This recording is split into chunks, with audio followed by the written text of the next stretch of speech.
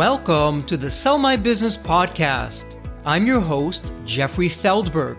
This podcast is brought to you by Deep Wealth and the 90-Day Deep Wealth Experience. Your liquidity event is the largest and most important financial transaction of your life. But unfortunately, up to 90% of liquidity events fail. Think about all that time, money, and effort wasted. Of the quote-unquote successful liquidity events, most business owners leave anywhere from 50% to over 100% of their deal value in the buyer's pocket and don't even know it. I should know. I said no to a 7-figure offer and yes to mastering the art and science of a liquidity event. 2 years later, I said yes to a different buyer with a 9-figure offer. Are you thinking about an exit or liquidity event?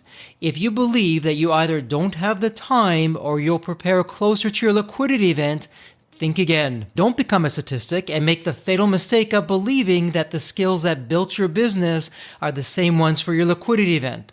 After all, how can you master something you've never done before? Let the 90-Day Deep Wealth Experience and our 9-step roadmap of preparation help you capture the maximum value for your liquidity event. At the end of this episode, take a moment to hear from business owners just like you who went through the Deep Wealth Experience. Welcome to the Sell My Business podcast. I'm your host, Jeffrey Feldberg. This podcast is brought to you by Deep Wealth and the 90-Day Deep Wealth Experience. Your liquidity event is the largest and most important financial transaction of your life. But unfortunately, up to 90% of liquidity events fail. Think about all that time, money, and effort wasted. Of the quote-unquote successful liquidity events, most business owners leave anywhere from 50% to over 100% of their deal value in the buyer's pocket and don't even know it. I should know. I said no to a 7-figure offer and yes to mastering the art and science of a liquidity event. 2 years later, I said yes to a different buyer with a 9-figure offer. Are you thinking about an exit or liquidity event? If you believe that you either don't have the time or you'll prepare closer to your liquidity event, think again. Don't become a statistic and make the fatal mistake of believing that the skills that built your business are the same ones for your liquidity event. After all, how can you master something you've never done before? Let the 90-Day Deep Wealth Experience and our 9-step roadmap of preparation help you capture the maximum value for your liquidity event. At the end of this episode, take a moment to hear from business owners just like you who went through the Deep Wealth Experience. Welcome to episode 84 of the Sell My Business podcast. Mike Acker is an executive and communication coach, a keynote speaker, and the author of 4 books, including the bestselling Speak with No Fear, which has appeared on numerous book lists, even getting designated as the #1 book on overcoming fear of speaking on Forbes.com. Mike passionately coaches business professionals to lead and speak with confidence. In presentations, he entertains and inspires audiences using stories of growing up as the son to drug smugglers who turned missionaries. He retells and relates lessons learned on how to overcome insecurity and exclusion in a cross-cultural setting. And he unpacks the path from employee to manager to leader. Mike also enjoys rock climbing, wake surfing, skiing, church, building Legos with his son, and going on dates with his wife, Taylor. Mike believes in the power of prayer, exercise, journaling, and real community to counter the stresses of everyday life. You can find out more at mikeacker.com. Welcome to the Sell My Business podcast. And as usual, hang on to your hat. You are in for a real treat today. I have with us a best-selling author, a thought leader, and we're going to be focusing on a number of topics. But one of the topics that you should really care about when it comes to selling your business or your liquidity event, how do you prepare or how do you actually present? How do you sound? How do you look to those people around you? Hey, I didn't make up the rules, but within the first few seconds of somebody hearing you talk and looking at you, they've already made a decision. So when it comes to your business and your future buyer, you want to have a favorable impression. And our guest today, Mike, is going to talk to us a lot about that. So Mike, let me not get ahead of myself here. Let's start from the beginning. There's always a story behind the story. And I'd love to hear, what's your story? What got you to where you are today? Well, thank you so much for having me on the show, Jeffrey. I appreciate it. It all starts with my parents. I think everything starts with our parents. And I saw my parents become serial entrepreneurs. And so I had that in my blood to start something. I watched my mom, I watched my dad start different business adventures. I saw them sell their coffee company in about 1983-ish. Talk about a time that you probably should have held it a little bit longer, as it was right up there with Starbucks back then. But really, I saw them do this again and again, start and launch.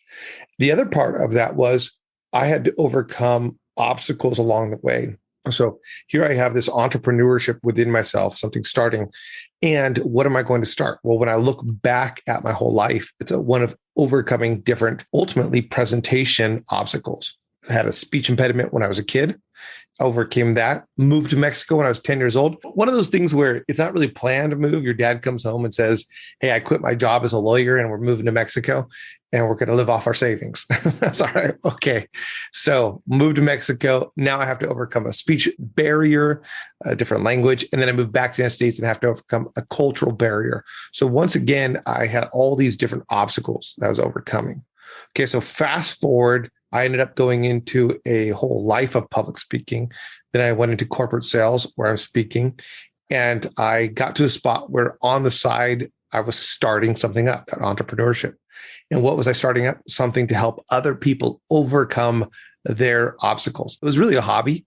I would just do it here and there and just make some extra money. It was great. One time we went to Vegas and we just took my proceeds that I was doing on the side and we had a fantastic week. And then other times it was saving up for something, but eventually I launched a book out of this. And that book, Speak with No Fear, went on to just get traction of its own. And it put my ideas out there as a motivational, strategic book. And now it has almost 600 reviews. It's one of the top rated books on communication. And I've worked with, to your point, people selling their business and being terrified about how to do that and how to get their points across and how to come across strong, because even that perception of strength, besides just the numbers, which obviously sells, but your perception of strength is going to help you sell.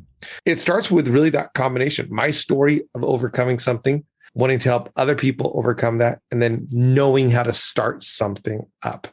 And that's where I'm at now. I've actually got a couple different businesses, but the main one is speaking, coaching, and writing. Wow, quite the story. And there's a lot in there to unpack. And sounds like from a family perspective, your parents were just instrumental in shaping who you would ultimately become today as a professional and as an adult and a member of the community, all the way through your corporate training and then to becoming an author. And I mean, like so many other business owners, and that's really what we are as entrepreneurs. We have this passion helping people, solving a problem, a painful problem. And so, Mike, it's interesting because the area that you happen to focus on, Speak with No Fear, your book, and the thought of people publicly speaking, if I'm not mistaken, I believe that's right up there in terms of one of the top fears that people have.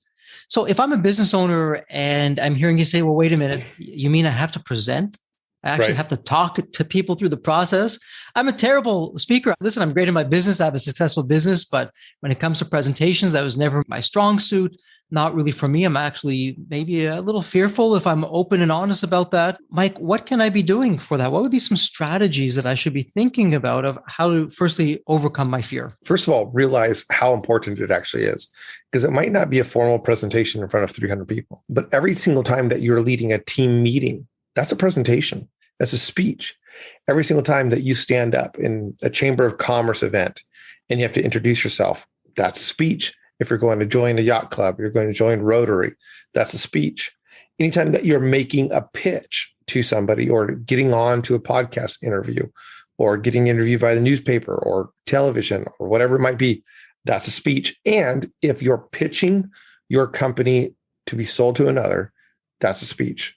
one of my early clients before I really went full on out with this was a gentleman who had 48 different locations and wanted to be bought out by another company, wanted to sell out to another company. He had a great business plan, great everything. And yet he couldn't make the pitch. He froze up. So we worked together and we worked through 7 strategies. So first of all, why are you afraid? A lot of people don't know. And so they're tackling, how do I overcome this? But they have no idea what's going on the inside.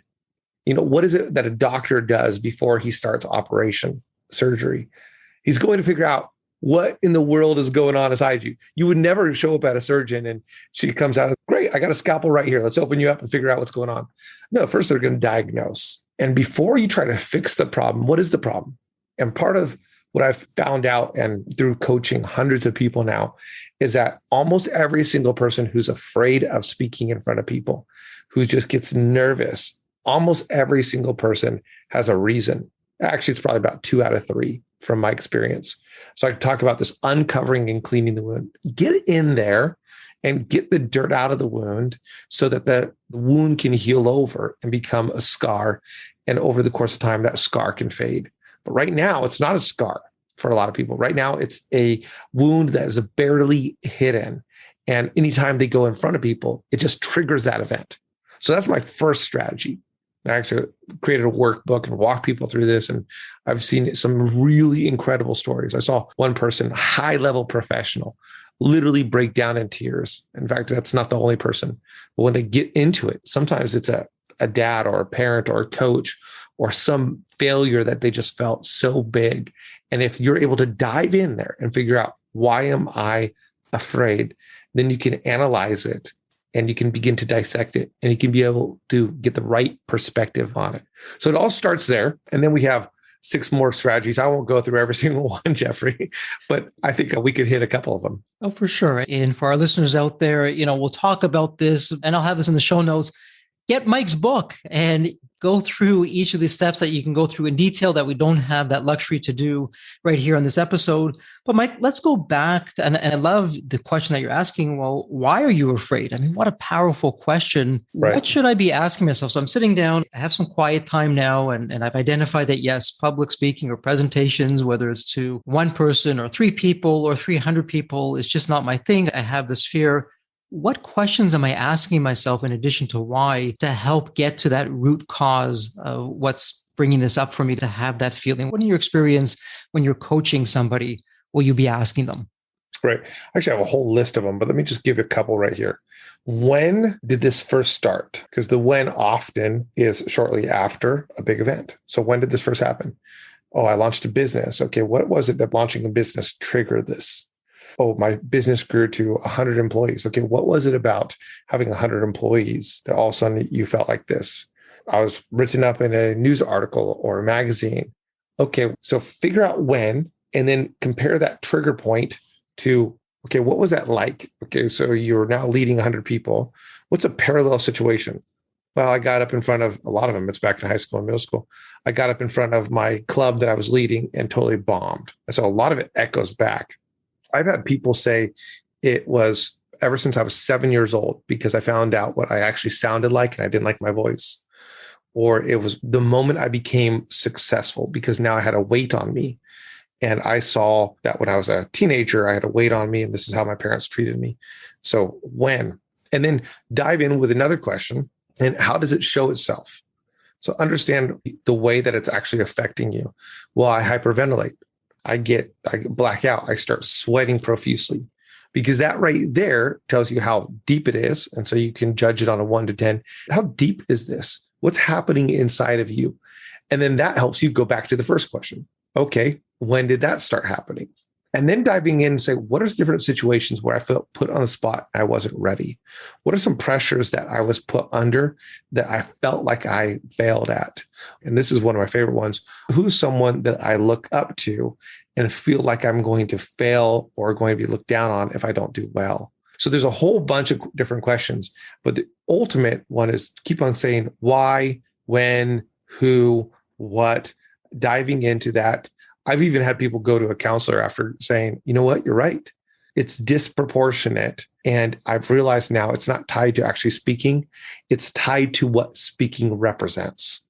because most people aren't actually afraid of speaking. We do it all the time, but it's what speaking in front of that group of people represents for you. So what does speaking represent? Fascinating. So it's a whole system that you have there through the power of questions. It's like taking an onion and just peeling the layers. So you get through one layer to the next and to the next.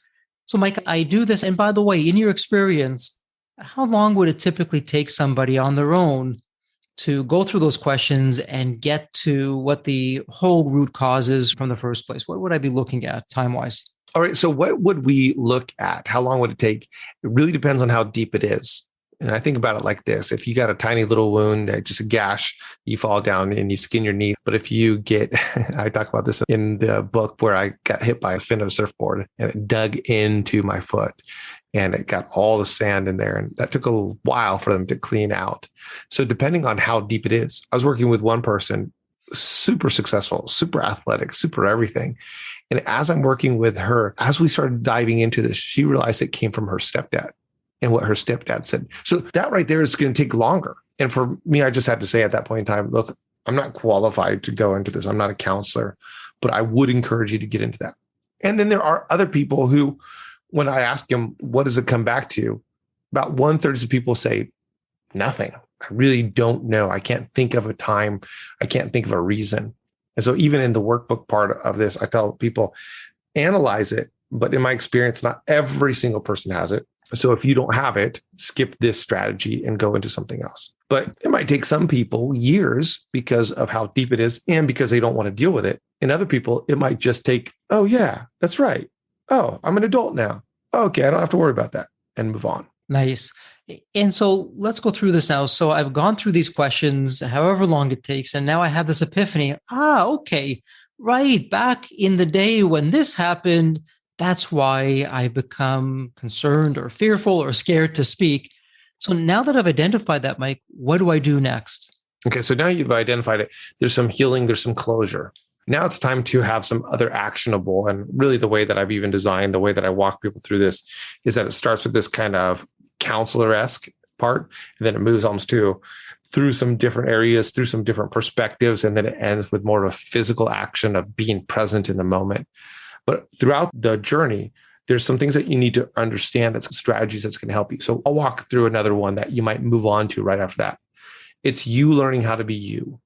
And really, a lot of people, the reason why they get nervous, coupled with a couple other reasons, maybe like a wound, is because they're trying to be someone else. So I had this person in the military seek me out and wanted to work with me. And she said, I just get so nervous and I don't want to be nervous. And I said, well, what do you want to sound like? And she said, you know what? I want to sound like this, authoritative. I want to boom when I talk. I want people to listen. I want gravitas. I want to enter the room and command. Now I've been doing this long enough that I know that there's reason for that. And I said, wow, that's amazing. That sounds fantastic. Tell me, who's someone that inspires you? And she said, oh, when I was brand new into the military, I had this guy come in and I said, well, tell me about him. And she said, well, I don't know. He's probably about upper 40s. And he just was this like physically present person. And he had the gray hair and it was cut short. And I'm just asking her to describe it. And he's got this deep voice. Instantly, of course, I knew that what she wanted to do was be like him. And I said, oh, wow, that's amazing. And who are you? Tell me a little bit more about you because we're still new to this. And she goes, oh, you know this. And I'm asking questions. And I said, so what do you like when you're with your friends? Oh, I'm the life of the party. And I talk and talk and talk. And I get really excited and I could hear her pitch was going up. So after I kind of walk her down this pathway, I said, do you see the difference? You want to be like this, but it's not you. You want to be like him. That's the reason why you want what you described to me, but that's not your presence. So let's focus on you learning some things that he did, some good skills, but let's focus on you being a great version of you. So often in the business world, we have an idea like, I got to be like Jeffrey. I got to be like Mike. I got to be like this guy I worked for, this girl I worked for. I got to be like my mom or my teacher. And we have in our mind either a person or an avatar of what we should look like. And so we try to shift our personhood, is what I call it, to become someone else. And we need to learn how not to be a poor imitation of someone else, but to be the best version of ourselves. Well said, Mike. I know one of your philosophies, and maybe you can expand upon that. When it comes to presenting or talking, it's not some magic bullet or some technique or some kind of skill that you can just internalize and do. It goes back to what you're saying. Just be you. You're so unique. There's only one of you in the world, and why not play to your strengths and build off of that?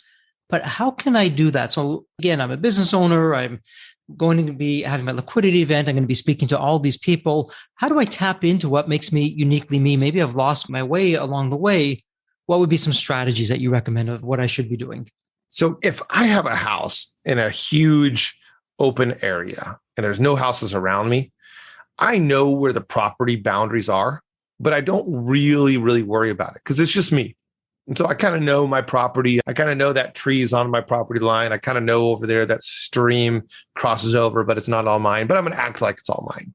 And I'm not going to use part of my property, and I'm going to use other parts that aren't my property.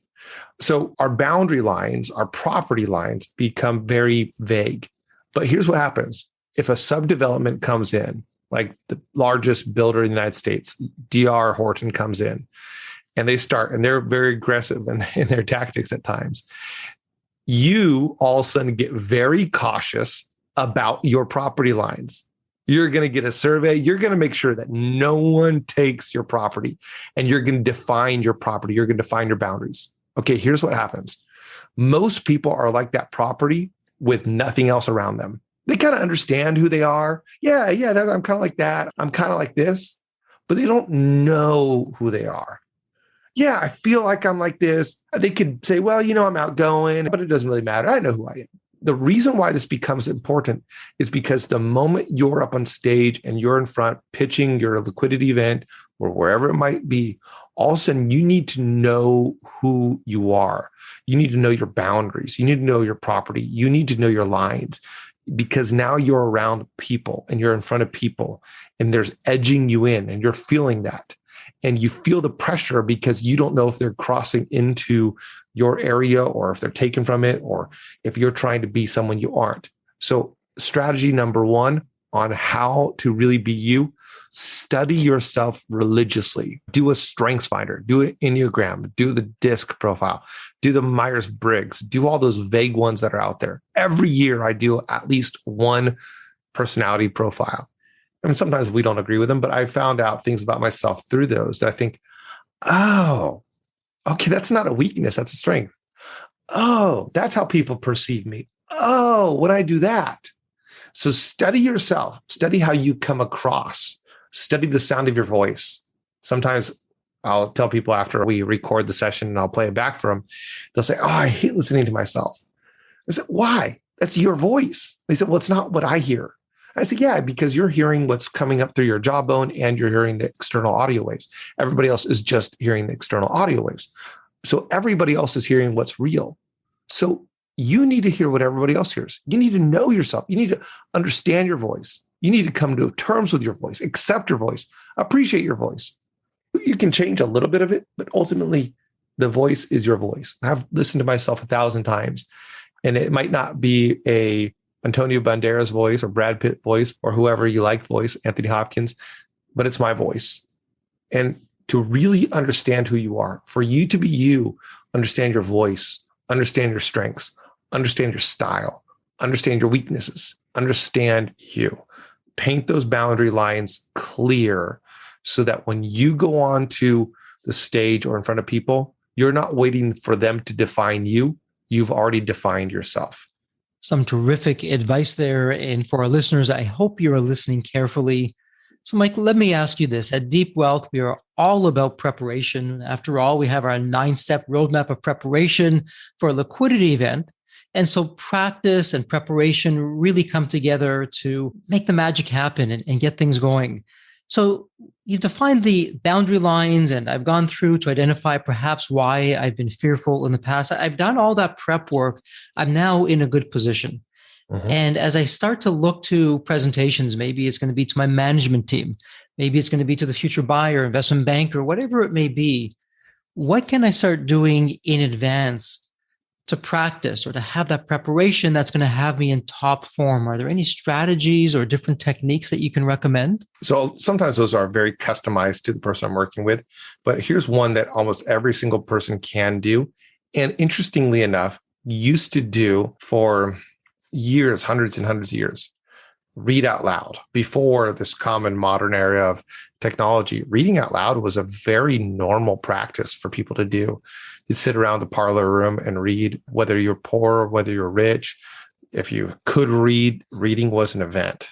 And it helped a lot of figuring yourself out. You're talking out loud.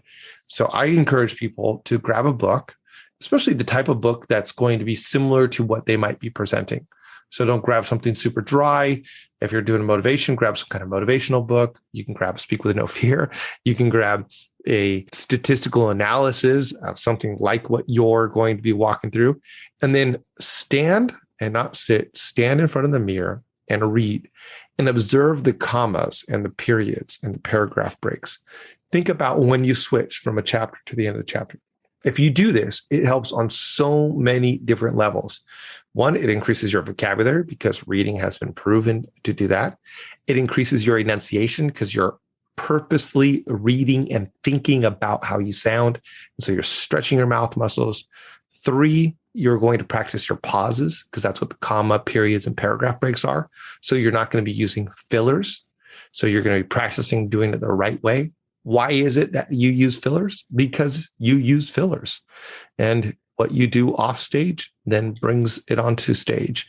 So practice off stage what you want to do on stage.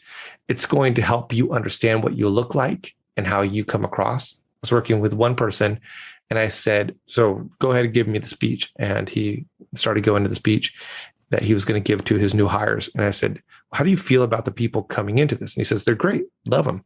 I said, that's what you said verbally, but it's not what you said with your body. And he said, what do you mean? And I showed him what he was doing with his body. And he goes, oh. So when you stand in front of the mirror and you read, you start seeing how you're coming across. Do you look haughty? Do you look arrogant? Do you look down? Do you look depressed? Do you look sad? Do you look intense? So read in front of the mirror.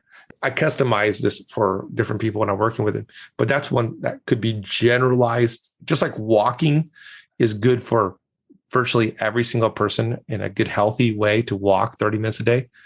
Reading out loud for 5 to 10 minutes a day is your walk. I love that. So simple, but let's not confuse simple with simplicity. So powerful, and it just works. And really, you can do that anywhere, and anytime, and really take your game to the next level. So, Mike, let's flip it here for a second, because I'm a big believer that success is a combination of both knowing what to do, but also knowing what not to do.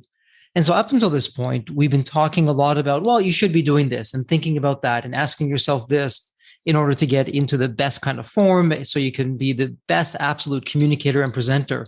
But on the flip side, from a high level, from all the people that you've worked with, what are some of the common mistakes that people are making that they may not even realize that they're making? So this is going to sound odd because of what we just said there, but one of the common mistakes people make when it comes to pitching, presenting, is practicing. They practice without any noise. They practice without any emotions. They practice without any kind of real life situation. So actually in the book, I call this imagining the worst. And when I wrote it, my content editor said, wait a minute, everybody says, I want you to picture the best. I said, yeah, absolutely. I want you to picture the best. I want you to visualize the best.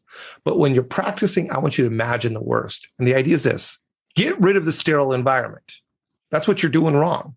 You get up in front of people and you're pitching to the wall. You're pitching to the empty space. You're pitching to absolutely no one. You're practicing, or you're practicing to your spouse or to a loved one, and they're listening to you and they're nodding. Your dog's wagging his tail the whole time that you're talking to him. And so when you then take your perfectly perfected, practiced, clean script, and then you go in front of people, there's emotions in the room, and someone interrupts you, and somebody looks at their cell phone, and all of a sudden there's knocking on something, and someone comes into the office room, and then all of a sudden the CEO that you're talking to, true story for me, in the middle of an interview, the CEO gets up and walks out. I'm like, okay, well, that's not how I planned this interview right here. But in real life, presentations happen in dirty environments. I've had drunks come up to try to take the microphone from me and then be escorted out. I've had someone stand up and yell at me. I've had the entire sound system break down. So here's what I want you to do. Instead of practicing like you're in a sterile environment, I want you to practice like you're in a dirty environment. Turn on the TV. Flip that switch on the TV. Let the kids be walking around. In fact, talk to your teenagers. Give the presentation to your teenagers. And if you have a sullen, mooded teenager, perfect. Talk it to your spouse right after you have a big, huge argument.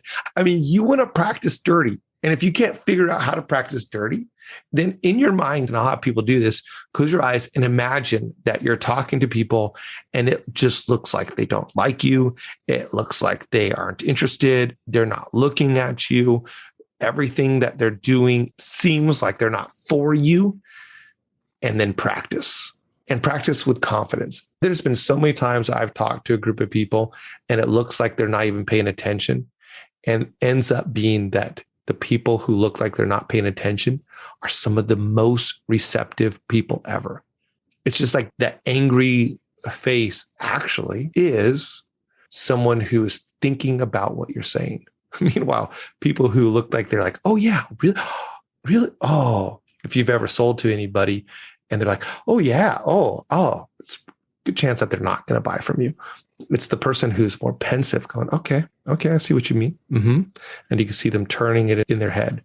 So practice dirty and then perform with confidence. I love that. And, the power of preparation, it comes through again and again and again. And practice really does make perfect.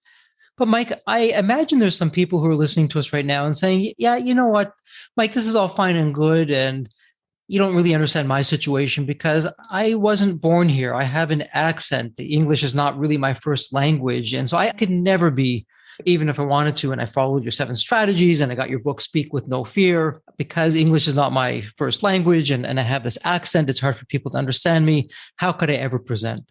For someone who's thinking like that, what would you be saying? Learn how to embrace your accent and to minimize the distraction. I know that because I've said that to many people. I have clients in France, in Sweden, in Singapore, in China, in all kinds of different places around the world, as well as I have a whole bunch in America from all over. I have clients from every continent, and I think I'm at 20-something nations now. So I've heard a lot of different accents. Here's what I mean by that. It's part of you. It's part of your story. When I speak Spanish, I fluently speak Spanish. You can still tell I'm an American. And if you look at me, I'm pretty pale and fair-skinned. So you can tell that I'm an American in many different ways. And that's part of who I am. So why hide from it? Why try to not make that part of me? At the same time, if my pronunciation and my ability to enunciate the words is getting in the way, then you need to learn how to change your ability to get the words pronounced correctly and articulate them well. You want to be able to say all your consonants. This might mean that you need to actually change or strengthen your muscles. If I'm a bodybuilder and I want to become a marathon runner, those are 2 different body types. I used to have a friend who would every couple of years kind of change the way that he would go about his body. He'd go super lean, super big, and he'd go back and forth to keep it interesting as a personal trainer. And it was very different what he had to do for those. Well, when you're born, if you're born in Germany, your mouth muscles and your ability to process and look at what people are saying is geared for you to speak German. Even if you speak English as well, like many do, they're still speaking it with a Germanic accent. Now, if you grew up in the United States and you speak English, the type of English that Jeffrey and I do, then our mouth, we're going to have a hard time going over to China and learning how to speak. We're not going to be able to say some of the words. So understand that it's part of you, but then you want to learn how to contextualize your part to be able to really not get it in the way. So learn how to strengthen your muscles. If you're a bodybuilder, learn how to become a runner, if that's the type of thing you're doing in terms of speech. If you're Korean, like a lot of my clients, then learn how to say the different consonants the way that American English do. You'll still have an accent, but now it won't get in the way. Some of the best communicators that have just taken off are people in America, are people who are not from America. In fact, Americans love a good accent when it doesn't get in the way of what's being said. So true. And in fact, as you're talking about this, like I'm going back to a time where a presenter, a speaker came in to talk. And one of the first things he said, he took his weakness or his perceived weakness and he turned it into a positive. And he said, a lot of you are going to say, who's this guy with this accent? And am I going to be able to understand him? But I love my accent because you're going to listen harder and you're going to learn more of what I have to say than if I didn't have an accent. And everyone in the audience laughed, and it was a great icebreaker. And he took something that was so obvious, but turned it around for his advantage. And I would think today, as we look around us, today more than ever, being different is more acceptable. And there's so many more people who aren't from here or have different accents, but we just all take it as one, and you have that receptivity. I want to add on to that. There is amount of laziness in this. And what I mean by that is people come and just say, well, it's my accent. I'm just a victim of my accent. That's why. No, you can change. You can practice mirroring. You can watch all kinds of videos. You can work with a coach. You can do this. Actors do it all the time when they're learning a part. They'll learn how to speak in a different dialect, and they'll be able to do that. In Mexico, when I moved there, I had never rolled my R's. And I knew that to say caro it means expensive, but to say carro means car. And I was constantly butchering words because I couldn't say the r sound. So I remember I would just sit there and I would say carro, carro, carro. And I would just try and I try and I try. And I would watch someone, and I met with a Spanish coach, and I would just watch him move his tongue, because that's how we learn. And then I would try to do it again and again. It's called mirroring. So it took work, but now I can say carro. And I encourage you, if that's you, don't use it as an excuse. You really can learn how to get to the spot where you're clearly understood so that you can make the point you want to make. So, Mike, I'm curious. And again, your example there, I love, because practice makes perfect. And that happened to you in Mexico. And we can apply that to what we're doing here as we look to our liquidity events and just making the absolute best presentation. But speaking of presentations, the landscape has changed. The pandemic took online and virtual presentations and brought it to the forefront. So I'm wondering, from your perspective, Mike, when I'm going to be presenting virtually, which is more likely now than ever before, does that change anything in terms of my techniques or my strategies going into that? Absolutely. So I have a book coming out in about 3 weeks on this topic, Jeffrey. It's called Speak and Meet Virtually. It actually has 4 parts to it, but let me just give you this big, huge aspect. When you go to your computer and when you go to in-person meeting, you have 2 different modes that you go into. This is one of my favorite things that I realized and I put down on paper. So when you go into a meeting, you go into social mode. Hey guys, how's it going? All right. And even the most introvert goes into social mode. And you're subconsciously, you're reading nonverbal cues, you're reflecting, you're looking. And the better you are at emotional intelligence, the more aware you are in the different space that you're at. So you're looking around, you're nodding, you're smiling, you're doing things that you need to do. Now, you take that same person, or take the extroverted person, put them down in front of their computer and have them work on their home budget. What's going to happen? The smile is going to drop. Their eyes are going to close a little bit more. Their shoulders are going to droop. They're going to lean in. Their energy is going to go down because I'm working on my budget. It's not very exciting, most likely. Okay, well, let's see. I'm going to pay my mortgage. And you're internalizing. You're not needing to turn yourself on and turn yourself into social mode. So you got a social mode and you got a solo mode. That's what I call it. So how does this work in meeting virtually? Well, an online meeting, even what I'm doing with Jeffrey right now, is a social activity. Now, we might not be face-to-face, but we're interacting. I'm looking at him in the eyes when often I'm looking up at the camera when I'm talking to him. And so it's going back and forth and we're engaged. We're trying to use our nonverbals. If you're listening to us, they're like nodding. Jeffrey's nodding right now. He's looking around. We're not trying not to look down at our phones or anything like that, like we're social mode. The problem is, and I know Jeffrey does a lot of these and I do a lot of these, so it's a little bit different. A lot of people, when they go into a virtual meeting, guess what mode's activated? Because they're at the computer, they go into solo mode. They're in a social setting, but now we've married the two together. We're at our computer, hence solo mode, but we're doing an activity with others, hence social mode. So which one do people inherently go to after doing this for a couple of years pre-pandemic? Solo mode, always. And so what you'll see is someone who's actually fairly good in a conference room become totally checked out. They'll even put something up in front of their face called coming not on video, or they'll browse their screens, or they'll play with their phone. They'll do things that they would never in 100 years do if they were sitting across from you at Starbucks. So how do you do virtual presentations? Here's the number one thing. Pretend it's in person and do the things that you would do in person, but with even more energy. So lean in, listen, nod, look at the camera when you're talking, because that's looking at their eye. Look at the screen at their eyes when they're talking. Close your browsers, silence your phone. If it's important, let your family know they can't come in and interrupt. Literally, I had someone working on the house today, and for this call right here, I said, can you be gone for an hour? So I could do that. Perfect. Absolutely. And so we want to treat this like it's real, because it is. I'm really with Jeff right now, and I'm really talking to Jeff's audience, you right now. So I need to lean in and give more, not less. I got to treat this like I'm in front of a large group, not in front of my budget sheet.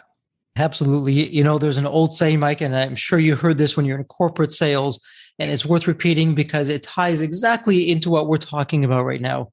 People prefer to do business with friends over strangers. And when it comes to a liquidity event, I want you to think about this for a second. Imagine that you have two different buyers, and one buyer is in solo mode. Maybe you've met virtually, maybe even in person. They're just quiet and in the background. When you're talking, they're not really paying attention. And then you have another buyer who is engaged and lively. And on the virtual presentations or conversations that you're having, it's like you're the only person in the world and you're getting all that time and attention. And both of these buyers come in with the exact same offer. So no difference. Who are you going to choose? A little bit of a rhetorical question there. But Mike, if I were a betting guy, I would say most people would choose the buyer that was coming up in the social mode and was smiling and just conversational and polite and doing all those kinds of things. Now flip that for a moment and imagine now that it's the buyer who's looking at you. Are you showing up in Mike's words, social mode or in solo mode? And what are you going to do about that? So Mike, I think those are amazing insights that you've shared with the audience. And in terms of the virtual presentation, I know it's not necessarily in your area, but it's worth asking, what should my setup be in terms of maybe the room that I'm in or the lighting or the camera or microphones? What's your take on that? Okay, actually, that is in my wheelhouse. I have it. It's in the book. I actually tell people what to buy, what products to buy. If I love it. Different price points and microphones. You have a mounted microphone with a pop filter. I have a Yeti as well. So we're both looking at a couple $100 microphones here.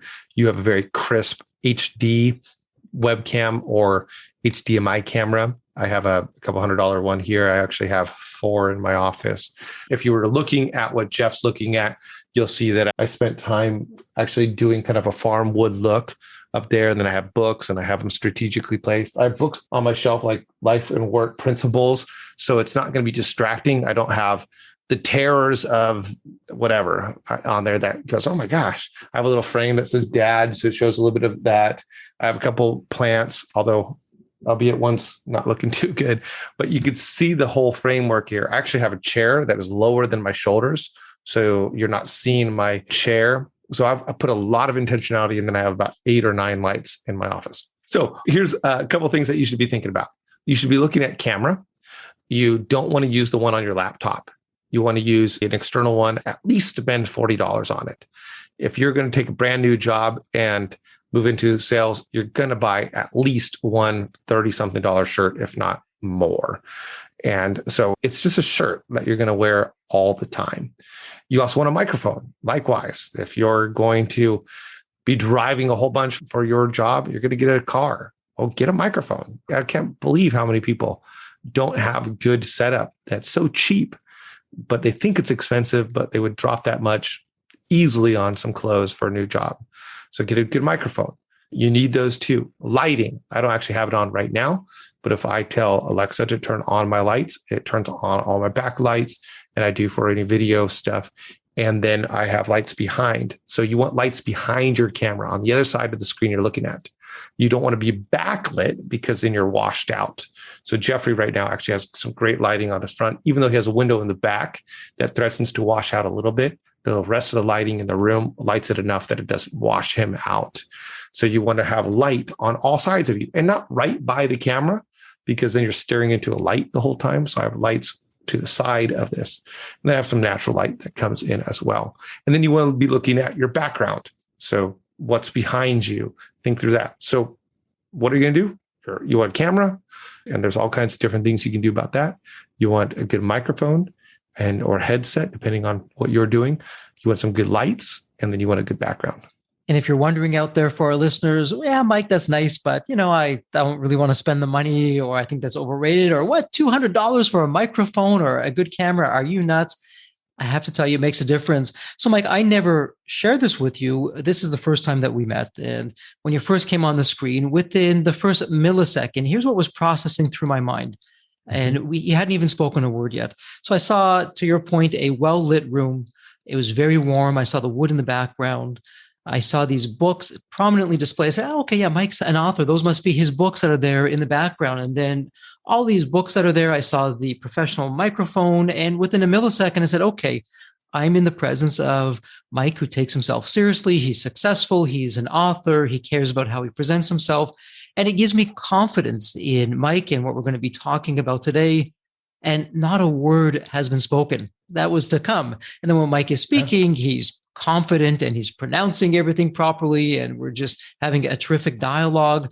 And not even 30 seconds has then passed. So all of this comes together, and you better believe that your future buyer, who, by the way, you're not the only game in town. There's so many other opportunities, particularly today for a buyer to be looking at. You better be hitting it out of the park with this low-hanging fruit that Mike has been sharing with us, not only presenting, but how to actually virtually present yourself, which has become such a mainstay. And, Mike, how many times have we seen, and we feel for that person where the camera's in their notebook and we're looking up their nostril, not a pleasant sight. Oh, it's so crazy, Jeffrey. I mean, I get into a little bit of a soapbox right here because I just have done this with so many people. I was talking to one person and he was super zoomed in, and I thought, well, that's weird. And then he shifted and I could see that he wasn't wearing a shirt and he was in bed. Like, what in the world? And he's paying me money to coach him. And I just thought, this is ridiculous. It tells me that you're not taking this serious. And I didn't want to do any more coaching sessions with him. But if you don't take yourself serious, you can tell. And to your point, the first thing I noticed was your setup. And I noticed all the same things. And both of us are wearing collared shirts, which just says, hey, I'm not just in a t-shirt. And often I wear a suit and tie even in my office because you're dressing that way. So when I'm working with people, sometimes they're talking about, I'm trying to get this promotion and I really need to do this, or I just got the promotion. And I'll say, oh, that's great. And it comes with a nice, huge bonus check or whatever. And it's amazing to me that they don't want to spend $2,000 to get the promotion or to really do well in the promotion for a program or something. I just think it's crazy. If you're selling your company for some great amount of money, spend $1,000 to get a really nice setup. Really think through it, because that $1,000 is going to, think about this. When you're going to sell your house, I sold my house one time with my wife, and my sister was the real estate agent, and she knew that she wanted to get us top dollar. So she brought in a photographer and paid him less than $1,000. That photography, the ability he did, it was so amazing that we were able to actually charge more, and we got it just because of the presentation. So I won't go on and on, but it is huge. So check out your presentation. And you're hearing it straight from the expert, from the trenches. It doesn't get any better with Mike and what he's sharing with his books. And I'll have some show notes with the links to all the books, and we'll be excited for your new book that's going to be coming out, Mike. So, Mike, let me ask you this. As we begin to wrap up this episode, my favorite question that I ask every guest is this. When you think of the movie Back to the Future, you have that magical DeLorean car, which can go back to any point in time. And so I want you now, Mike, to imagine as tomorrow morning you wake up, you look outside your window, And lo and behold, it's the DeLorean car. The door is open, it's waiting for you to come in, and you can travel back to any point in your life. Maybe it's Mike as the young child or the teenager, the adolescent, whatever it may be. What would you be telling your younger self in terms of do this, or hey, wait a minute, don't do that, or lessons learned or life wisdom? What would that be? Well, first, I love that you said, what would you tell your younger self versus if you could go back in time and do something different, what would you do? So I love that you made that distinction because I wouldn't do anything. I just believe that there's no sense in trying to go back and go, well, what if I had? It can be fun for a little bit, and I'll let myself do it for some fun things with a friend or something. Like, what if I had bought Google stock? But ultimately, you can't. So just embrace where you're at. But here's what I would tell myself if I were to go back in time and coach myself. I would say, don't take yourself so serious and don't take others so serious either. And just there's a lot in life about just loosening up with other people. I think America, we need to not take everything so serious. It's either, far over here or far over there, and it's everybody else is the bad guy. And we see one post and we just think that they're the worst person ever. So lighten up with people, give each other grace. Wow, some terrific life wisdom that you've shared with us, Mike. I absolutely love that. And for our listeners, I really hope you're listening carefully to that, and some words to the wise from a wise man himself. So, Mike, as we look to close out this episode, if somebody would like to find you online, and again, I'm going to put all of this in the show notes to make it really easy, point and click, where should someone go? MikeAcker.com. You'll find me there. I mean, if you just Google Mike Acker, I'm going to be the guy who shows up. If you go to Amazon, Mike Acker, you're going to see my 5 books, my 3 workbooks. So I'm pretty prominent all over the place, but MikeAcker.com is a stopping point for everywhere. Terrific. And if you liked what you've heard, and I've loved what I've heard, I would encourage you to go out and get Mike's current book, Speak with No Fear. And Mike, one more time for our listeners, the new book that's coming out shortly is, once again, Speak and Meet Virtually. Speak and Meet Virtually. I love that. Well, Mike, thank you so much for taking part of your day to spend with us. And as we wrap up this episode of the Sell My Business podcast, I'm wishing you to please stay healthy and safe. Thank you so much. You too, Jeff. The Deep Wealth experience was definitely a game changer for me. This course is one of the best investments you will ever make because you will get an ROI of 100 times that. Anybody who doesn't go through it will lose millions. If you don't have time for this program, you'll never have time for a successful liquidity. I mean, it was the best value of any business course I've ever taken. The money was very well spent. Compared to when we first began, today I feel better prepared, but in some respects, maybe less prepared, not because of the course, but because the course brought to light so many things that I thought we were on top of that we need to fix. I 100% believe there's never a great time for a business owner to allocate extra hours into his or her week or day. So it's an investment that will yield results today. I thought I will reap the benefit of this program in 3 to 5 years down the road. But as soon as I stepped forward into the program, my mind changed immediately. There was so much value in the experience that the time I invested paid back so much for the energy that was expended. The Deep Wealth experience compared to other programs is the top. What we learned is very practical. Sometimes you learn stuff that is great to learn, but you never use it. The stuff we learned from Deep Wealth experience, I believe is going to benefit us both. I've done an executive MBA. I've worked for billion-dollar companies before. I've worked for smaller companies before I started my business. I've been running my business successfully now for getting close to a decade. We're on a growth trajectory. Reflecting back on the Deep Wealth, I knew less than 10% what I know now. Maybe close to 1% even. Hands down, the best program in which I've ever participated. And we've done a lot of different things over the years. We've been in other mastermind groups, gone to many seminars, workshops, conferences, retreats, read books. This was so different. I haven't had an experience that's anything close to this in all the years that we've been at this. It's 5-star, A+. I would highly recommend it to any super busy business owner out there. And Deep Wealth is an accurate name for it. This program leads to deeper wealth. and happier wealth, not just deeper wealth. I don't think there's a dollar value that could be associated with such an experience and knowledge that could be applied today and forever. Are you leaving millions on the table? Please visit www.deepwealth.com/success to learn more. If you're not on my email list, you'll want to be. Sign up at www.deepwealth.com/podcast. And if you enjoyed this episode of the Sell My Business podcast, please leave a review on Apple Podcasts.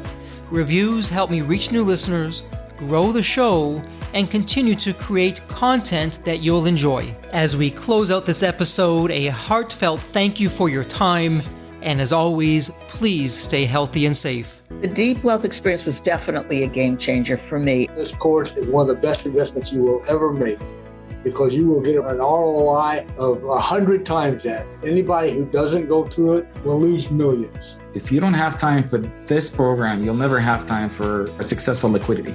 I mean, it was the best value of any business course I've ever taken. The money was very well spent. Compared to when we first began, today I feel better prepared, but in some respects, maybe less prepared, not because of the course, but because the course brought to light so many things that I thought we were on top of that we need to fix. I 100% believe there's never a great time for a business owner to allocate extra hours into his or her week or day. So it's an investment that will yield results today. I thought I will reap the benefit of this program in 3 to 5 years down the road. But as soon as I stepped forward into the program, my mind changed immediately. There was so much value in the experience that the time I invested paid back so much for the energy that was expended. The Deep Wealth experience compared to other programs is the top. What we learned is very practical. Sometimes you learn stuff that is great to learn, but you never use it. The stuff we learned from Deep Wealth experience, I believe it's going to benefit us both.